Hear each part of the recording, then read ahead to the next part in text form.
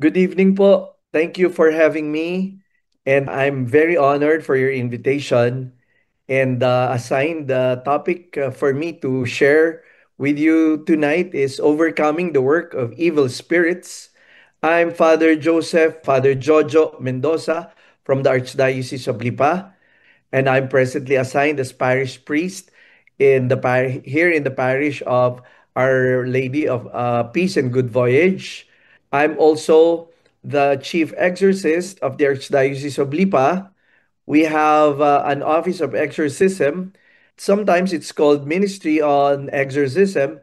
And as you may be well aware, this ministry or this apostolate is kind of delicate and also has its own inherent dangers because it's battling against the demons who oppress us, who attacks us, who try to find opportunities to influence us or wreak havoc in our lives, in our spiritual life, in our relationship, even in our finances, and of course, in our life of faith. That's why I congratulate the Couples for Christ for choosing this as a topic for the Foundations for Christian Living.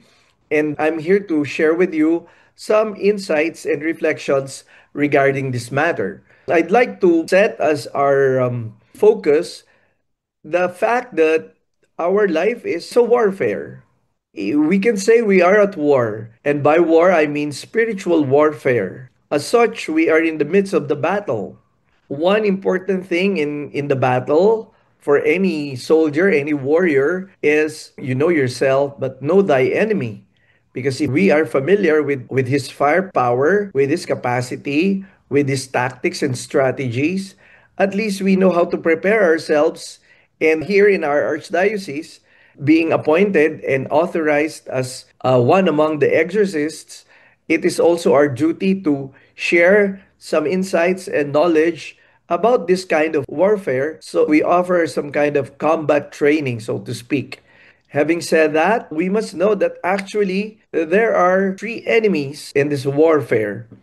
And these three enemies are the world, the flesh, and the devil. St. John of the Cross reminds us often this is a day to day battle. We've mentioned already the world, the flesh, now, of course, the devil. The devil is a real person, and demons are real spiritual beings, are real entities.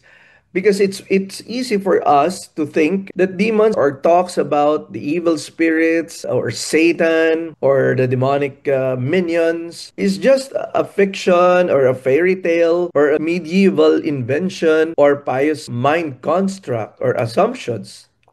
The church teaches us that that's not right. There is such a thing as the devil, Satan, Lucifer, and his minions, and they are alive and working against us. They are watching us. They know our sins. They know our weaknesses. They know how to attack us and when. So, it's good to know, it's good to be more familiar about the things that are involved in this struggle. But always remember, and I should say this early on, that God is always victorious.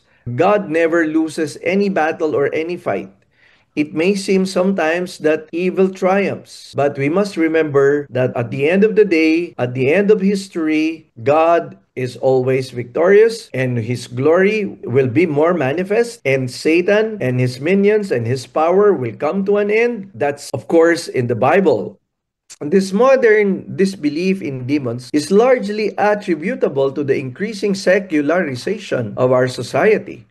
Our culture has tried to reduce all of life to natural cause and effect, believing only in what laboratories can measure and prove and test. But you know, there's more than meets the eye.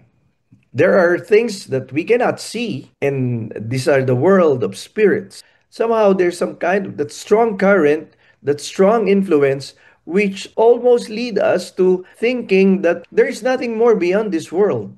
Yes, there may be so much evils in the world, so much trials and tragedies, so much sinfulness and darkness and injustice and all that.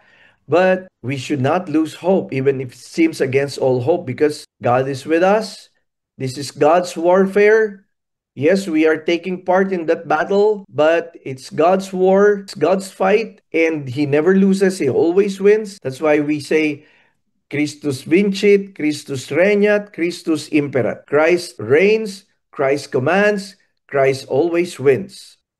Scripture, sacred tradition, and maybe even your own personal experience all testify to the presence of a personal evil force opposing God. That's the devil. That's the demon. That's Satan. Satan means adversary or enemy. Satana in Hebrew. And diabolane is someone who separates. That's where we get the word devil. Diablo, one who separates. Okay? Satan wields tremendous power because he was a former angel. And being an angel is a pure spirit, a being higher in order of existence than human beings. So, spirits, angels, and demons. Angels are good spirit. Demons are former angels. They are bad spirits. But being higher than human beings in existence and in their essence, they are more intelligent. They have superior intelligence compared to us. But don't lose courage because God is a lot more powerful than they are. God is more intelligent than they are. Demons pale in comparison to the good spirits, not only in number, but in power and in essence, in existence, meaning to say, in their ways of being. God is always good and more powerful and all knowing. So if we hold on to Him, not on our powers and capacity, we are bound to victory. We are bound to win this battle. But of course, not only God, we have our heavenly alliance against the powers of darkness. We have our Blessed Mother. We have all our saints. We have the archangels, the nine different choirs of angels. And we have our very own guardian angels always with us, right by our side, watching us. That's why it's important that you know how to pray the prayer to your guardian angel, angel of God.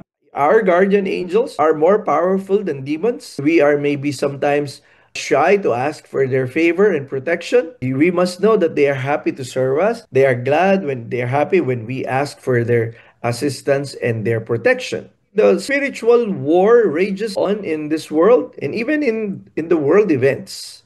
Satan is the prince of this world, as he is called by the scripture, and that's true. So, prince of this world, not in the sense that he holds everything in existence, that he is in control of everything, that he is all powerful. Only God is. So, only God is all powerful, only God is all knowing, not the devil. But like I said, because demons were former angels, what happened was they rebel against God and they fell down from heaven. That's why they are fallen angels. And after falling down, where are they? They're just here around us. Sometimes even in nature, in our surroundings, they are watching us and they are trying to destroy us. So if we don't know how to fight and we don't know how to get protected and protect ourselves, then we are losers in this battle.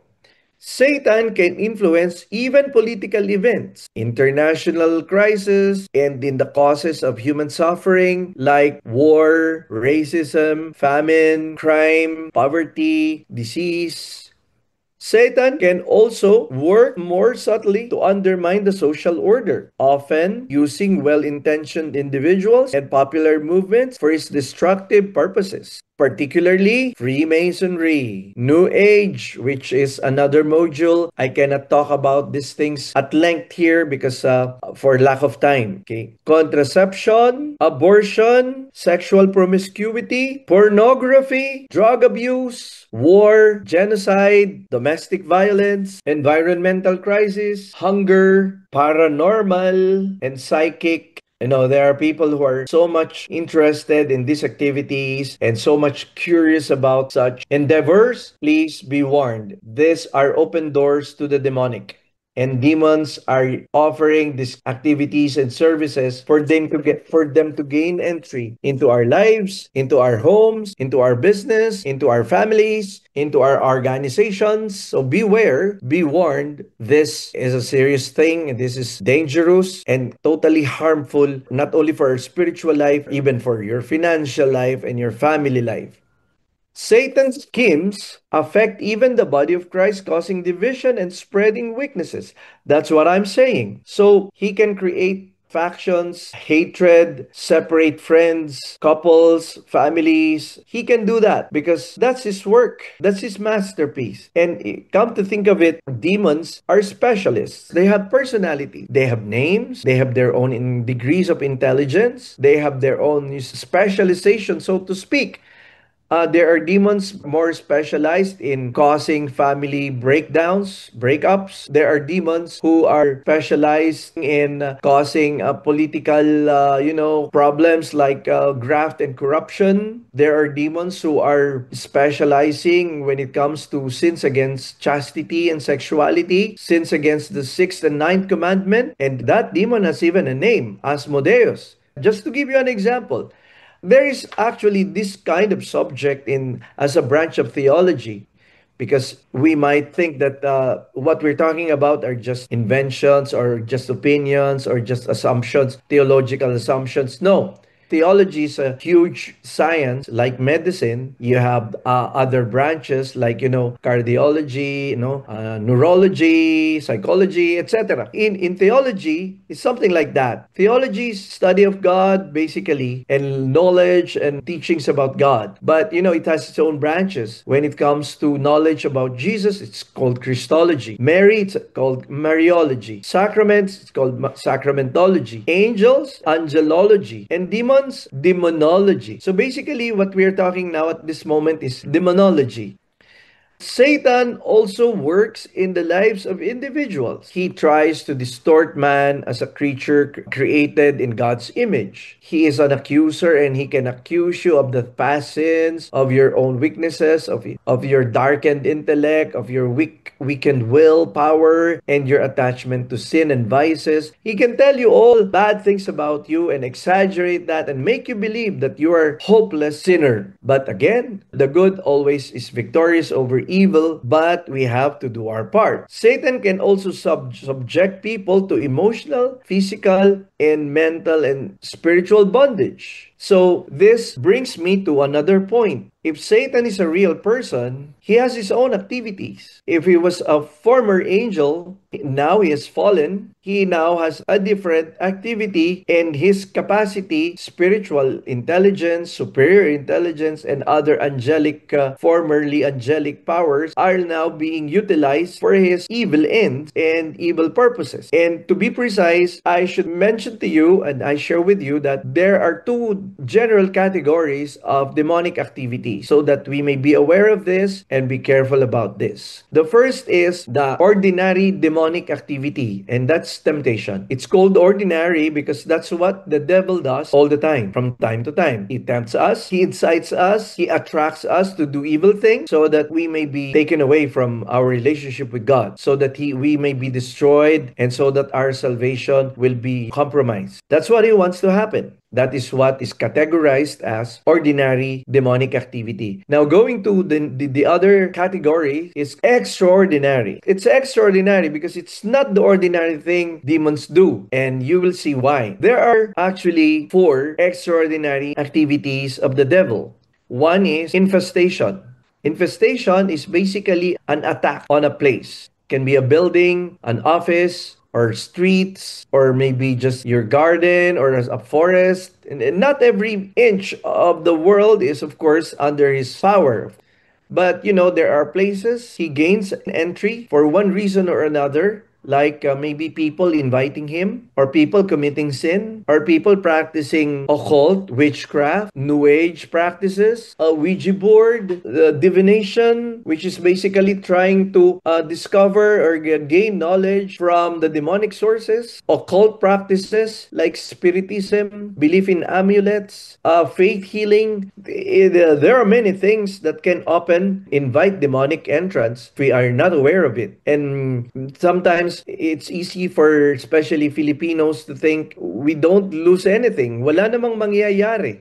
No, that's wrong. That's another form of deception. The devil is a scammer, and he will make you believe in his lies and in his suggestions, which are all demonic because he is a demon. And for what purpose he is doing all these things. So he gains entrance into a place or a building or any area where we are working or living, that's infestation. Second, it can be obsession. Basically, he influences strongly and suddenly the human intellect. A person suddenly becomes slave in his mental, habits. He always tends to think of evil things, committing suicide, committing murder, doing horrible things, heinous crimes, unchaste thoughts, which the human person somehow cannot resist for some reasons. These are very, very and sudden strong thoughts that the human person cannot somehow get rid of. Probably it's not from a psychological source or reason or causes, but demonic intrusion in the human mind. That's demonic obsession. Third is demonic oppression. In the other countries, this is usually called demonic vexation. Basically, demonic oppression is an attack in any of the three areas of life. One is relationship. When suddenly the family that has been living in a loving and caring relationship, all of a sudden there is hatred and seemingly irreconcilable differences and quarrels that suddenly erupt and beyond control and cursing in the house. Okay, another kind of demonic oppression could be on finances. Demons can influence your source of income, your funds, your business, your profession. For example, things were going right when it comes to your livelihood and your income when suddenly things go wrong and nothing seems to go right. Your income, your job application, your business. And people sometimes are telling me that when they were about to seal a deal, it's already time for signing, things suddenly go wrong for no apparent reason. Negotiations bog down. So you see, devil is really dirty. He can not only affect your family relationship, even your business. And third, your health or your children's health. And the curious thing about this is children suffer from physical malaise or disability or debilitating pain or physical manifestation, whatever. And you go to the doctor, the pain is so real, the suffering is so real, and yet after the checkup, after going to a specialist, after the laboratory tests, diagnostics, and all that, nothing shows. So, like I say to people who come to us, to come to our office, if it's not physical, you don't need medicine, you don't need laboratory, you don't need a doctor. It can be spiritual. So, if the problem is not medical, if the problem is spiritual, the healing should be spiritual. That's the point here. So, you see how wide ranging is oppression. Now, going to the fourth, and this is the most dramatic, the common theme in movies that present exorcism, stories, the possession. Demonic possession. Yes, it may not be very often, but it's still nevertheless very real and it still happens in our time. Take it from me. I've been 8 years in this ministry and I've seen real life episodes and encounters and, struggles with all this stuff that I have been telling you: infestation, obsession, oppression, and possession. Of course, every one of us already know how real temptations are. No? We all know that. Such demonic intrusions can be induced by drug abuse, alcohol, fatigue, illness, any form of woundedness in the human person. Not only emotional woundedness, but spiritual woundedness. So if you live in sin, you're spiritually wounded. If you live in mortal sin, your soul is already dead, basically. And that kind of situation opens you to demonic attacks again. Okay, so we must be very careful about our soul, our salvation, our sanctification. And sometimes we are more worried that our human body might get sick or might even die, but we forget that our souls could get sick and could die too. Demons can affect our memory and imagination. Yes, they can influence our senses, like there are such things as opening of the third eye, so people can see strange things, demonic presence, and all that. Or maybe if they could not see, they can hear. That's called locutions. So the sense of hearing. Or they can sense like goosebumps when they enter a place or go to some activities and suddenly they could sense that the specter. Or maybe when they sleep, they have some nightmares and night terrors. Or maybe sometimes you're alone in your room or in any place, and somehow you could sense that there's a strange presence, an evil presence just lurking or just watching over you.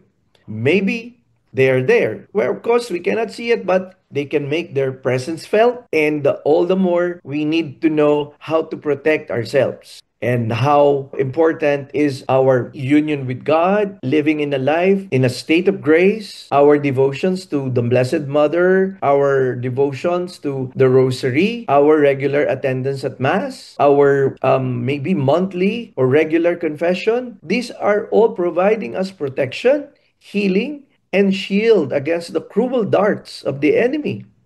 Now, when you're not careful, like I said, he can influence your memory. He can tap into it, and he can know what's inside it, and he can use it against you. That's why there are people who tend to sulk and sulk and sulk and, harping over the past and looking and talking and thinking about their own miseries, their own dark past, and their own faults and failures. And they get nowhere, of course, because things get myopic. You only see one particular thing and you forget the bigger part, which is God. The larger part, the brighter side of life, God's goodness, God's mercy, God's power. Satan also causes sudden irrational impulses. Like sometimes because of your anger, you drive car off the road, leap from a tall building, commit homicidal or suicidal act. Yes, demons can influence that. But of course, not in all cases. You know that there are mental states or emotional situations or breakdowns that can also influence that. But like I said, demons are opportunists and they are waiting and they're watching for a soft spot. Like when you're so sad, when you're so downtrodden, when you are so distressed, so depressed, when you are so helpless, when you're so angry, when you are unforgiving, when you are so much wounded, when a person can be so much abused physically, sexually, spiritually, or even verbally, whatever. These are just examples of possible soft spot that demons are looking for and waiting for so that they could latch on to that spot and gain stronghold. In that way, we might suddenly find them hard to get rid of. That's why we need further assistance. We need all the help that we can get, but from the priest.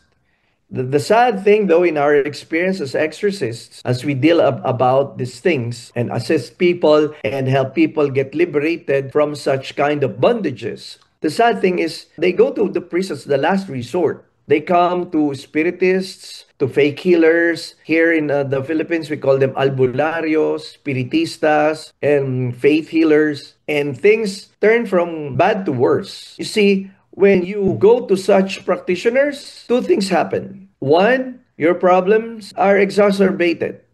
Two, your problems are prolonged. So, no one of us would want that kind of scenario. Let me say that again. When we consult occult practitioners like albulario, spiritistas, mambabarang, mantatawas, manghuhula, faith healers, things get worse. Why? Because things get complicated, exacerbated. And secondly, problems get prolonged. So think about it. Is that the kind of scenario you would want to be in? Take it from me, take my advice. And this is what we have been also telling people who come to us so that they may be liberated and they may be healed because God wants us to enjoy life. But of course, we have to open up our lives to Him, not to the demons. We have to welcome Him and maintain that relationship with Jesus all the time, and only to Jesus. We cannot do syncretism. Syncretism is, you have faith in your heart, but you also try, window shopping. What I mean is trying this, trying that, going also to spiritists, trying lucky charms, having your house blessed. Yes, you may have the divine mercy, the crucifix, but beside it is the Buddha or the Meneki Neko or the frog with a coin in its tongue. Sometimes we think they are, harmless, innocent looking things. No, they are bad. They can invite demons into your life and into your house and into your family because they are not symbols of God. They are not from God. You might want to include yoga, okay? Transcendental meditation. This is not the kind of meditation that the rosary will provide you. TM or transcendental meditation. I don't have enough time to talk about these things, but it's worth mentioning. Moving on to maybe just a few things to say before we wind up with our discussion. Not just to sin, but to become anxious, frustrated, doubting, depressed, fearful, condemned. I mentioned to you this can be soft spot that demons are eyeing and looking for, so that they find that as an opportune time to influence us.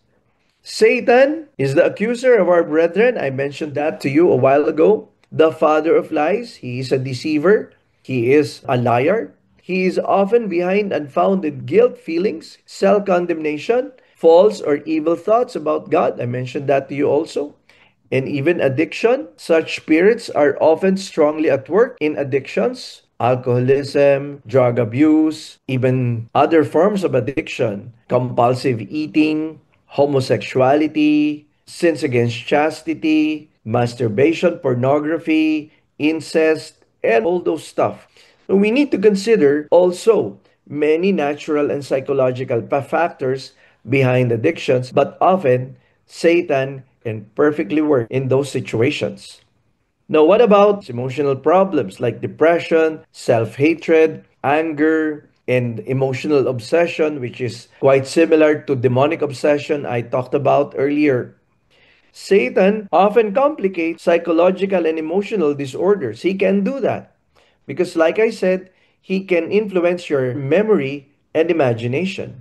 But of course, he cannot touch your soul. No, he cannot touch your soul. Yes, possessions, demonic possessions can affect the body and the motors of the body, like speech and the muscular activities, but of course, not the soul. So don't worry about that. As long as your soul is intimately one with Jesus, then he has all the reasons to be afraid and never dare touch you because he knows you are at the side of Christ and Christ is in you. You are the temple of God. There are spiritual problems that we also go through and have to also struggle against. And it's good thing that our formation, especially foundations for living, provide opportunities to learn and to benefit as you go move on in your spiritual journey. The solution I already mentioned, and there are biblical passages that can inspire us. One is Ephesians 6:10 to 17. If you might want to do some further biblical reading and reflection, I would highly recommend that to you. Ephesians 6:10 to 17. This is telling us how to get protected, how to wear the armor of God, and the helmet of faith, and the sword, which is our weapon against the demon, which is the word of God. And another good biblical passage is Revelations 12, verses, here I'm holding the Bible, verses 20, my sight is failing. Sorry. Verses, let me see, 7 until 12. Yeah. The war broke out in heaven. Michael and his angels battled against the dragon. The dragon is Satan. The dragon and its angels fought back. So you see, this is war. Yeah? But they did not prevail, and there was no longer any place for them in heaven. That's why they were fallen angels, okay? The huge dragon, the ancient serpent, who is called the devil and Satan, who deceived the whole world, was thrown down to earth, and its angels were thrown down with it. Now, no wonder. So it's in the Bible. So again, Revelation 12:7 to 12. And reflect on this. It's good to always be inspired by the Word of God and just a brotherly advice. And by way of conclusion, Beware of spiritual realities and be careful about them. Satan and evil spirits do exist. They operate in our world and maybe in our lives. So discern. The Bible tells us, test every spirit if they are from God. So again, another reading would be first letter or epistle of St. John, chapter 4, verse 1. Another is 1 Thessalonians, so first letter of Paul to the Thessalonians, chapter 5, verse 21. Do not oversimplify or over spiritualize the causes of personal problems by attributing every difficulty to Satan. Like I said, we don't search for the devil under every stone. But, they're around. We must be careful. We must be equipped. You know how to do that already. To attribute everything to Satan can be itself is deception. Well, there are many other enemies. We do that. The world, flesh, not always the devil. But do not be afraid. Satan has already been defeated. In Luke 10:18, but have confidence of God's greater power. I kept telling you that again and again. That's a fact. That's reality. That's what and who we hold on to. That's where our hope lies and our salvation and victory. And it's good to tell you to be faithful to your life as CFC. The body of Christ is a fortress against the onslaughts of Satan. To be outside its walls is to be dangerously vulnerable to enemy attack. So, if this is who we are, and this is God, with His shield of protection, remain in God, and you remain in His protection. But if you go out of that relationship, you are open to attacks, and the enemy can know and can see that. So, how do you get back to that relationship and that intimacy and that shield of protection? The sacraments, particularly the sacrament of confession and regular attendance at Mass and reception of the Holy Communion. Pray the Rosary every day. The Rosary, like Father Pio tells us, is the weapon. You pray that meditatively and devoutly and lovingly, and you will grow in your life of sanctity. And at the same time, you know that your weapon and that our spiritual allies are just beside us, always watching us, always protecting us, and always victorious. With that, I'd like to say thank you for listening. Wow, thank you so much, po, Father, for that very enlightening talk topic that you shared with us tonight. There are a lot of things that we don't know and we're not thinking about on a regular basis pala. Siguro I'll be speaking on behalf of our brothers and sisters here in CFC Edmonton. Because what we know is that evil spirits are, yes, here, they're lurking around, they're waiting for opportunity to deceive us, to tempt us, to cause us sin, and eventually to move us further away from God. But what we've learned from your talk is not only that, these evil spirits are also able to penetrate our personal lives, our family life, can cause disunity, can cause harm, can cause sickness, can cause pagiging malas, can cause financial difficulties or even relationship problems. And that is how powerful the evil spirits can be. But siguro this will be my question. How do we know if the problem we are facing with or experiencing is no longer physical or psychological or emotional in nature, and if this problem is already spiritual, which needs spiritual solution as well? I think that's a very crucial question because if a person does not know or if a person is not aware what's going on, then what kind of a solution could he think about? Because we also know that there are people who just don't care. They just think that they're suffering and they don't want to do anything about it. But what I love about this question is it's a very responsible mindset in not only in our business life, but in our more so in even in our spiritual life. By asking that question, the person begins already to become aware of this huge reality of life. That yes, we have our physical life. Yes, we have our financial life. And we have even our emotional life going deeper. But we have our spiritual life. But the beauty of the question is which could be the real source of the problem? It could be all of the mentioned areas of life, and demons would want to make it look like it's not easy to see, it's complicated, and it's useless to try to find a solution because it's just simply a mystery. Again, that makes that question very wise, and I'm sure it will benefit our viewers and our listeners this evening. So, on our part, given our training, and of course, with God helping us in this office, in a case to case basis, we can sense, we can tell if the person is going through a more emotional problem, psychological problem, and there are distinguishing marks when it is demonic. And we can tell that also, and we are given that indicator, so to speak, so that we can say that, well, this is purely psychological, or oh, this is purely demonic, or it could be both. Thank you po, Father, for your response. And it's very insightful. Spiritual world is very complex nga pala, and there's no straightforward answer for us to know whether the problem we're facing is, physical or spiritual in nature. But siguro this talk that we are doing or having now is a good starter for us to have awareness that, hey, it can happen and that we should be worry about it. We know what the solutions that we have and we know who to run to. Now, this is my final question. Some archdioceses are fortunate to have, priests like you who are, chief exorcists and other priest exorcists. But how about in other dioceses or archdioceses who don't have these?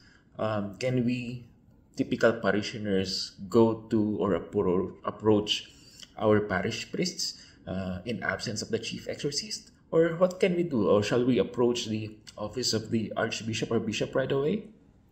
Thank you, Donald, for that wonderful question. Again, that's a very important question, very timely at that. Uh, every bishop of any diocese is an exorcist. Every bishop is himself the chief exorcist. It just so happened that he can delegate that, like in my case, being called the chief exorcist, but actually it's our archbishop. But he could delegate that and authorize a priest if he would see it fit for practical and pastoral reasons. Now, please understand, my dear brothers and sisters, this is another very important thing to learn and to understand. This kind of ministry, even the subject of angelology and demonology, the topic of exorcism has never been part of our seminary curriculum, never been part of our seminary education, I think since 1940s.